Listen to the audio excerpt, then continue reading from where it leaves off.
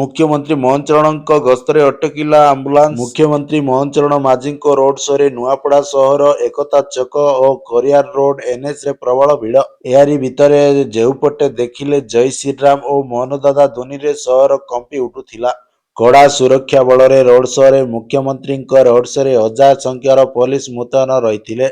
कौनसी स्थान रे जेमिति अप्रीतिकर परिस्थिति न उपजे सेथिप्रति पुलिस नजर रखिथिला। मुख्यमंत्री रोड शो समय रे लोकंक मनोरंजन पाई केतेक स्थान रे सांस्कृतिक कार्यक्रम अनुष्ठित होइथिला। पश्चिम ओडिशार पारंपरिक लोकनृत्य को लोके भरपूर उपभोग करथिले। एतिरे घंटवाद्य वीरवाद्य घुमुरा महिला और पुरुष संकीर्तन आदिवासी विभिन्न प्रकार बाजा सह घोड़ा नाच दोलदोली झंकर आदिर झलक देखा मिलिथिला। ट्राफिक जाम जगु आंबुलांस अटकी रहिला। मुख्यमंत्री आसिबार 2 घंटा पूर्व ट्राफिक जाम होइजिबारु साधारण यात्री नाई न थिबारु असुविधा सम्मुखीन होइथिले। अपराह्न 4टारु मुख्यमंत्री को रोड शो कार्यक्रम रहिथिला। याकु देखिबा पाई लोके अपराह्न 2टा पूर्व चली आसीथिले। रास्ता पार्श्व गाड़ी मोटर पार्किंग जगु ट्राफिक जाम बोली परिस्थिति उपजुथिला। सेति जगु रोगी नहीं आसुथिबा आंबुलांस अटकी रहिथिला। स्वाभाविक स्थिति परे आंबुलांस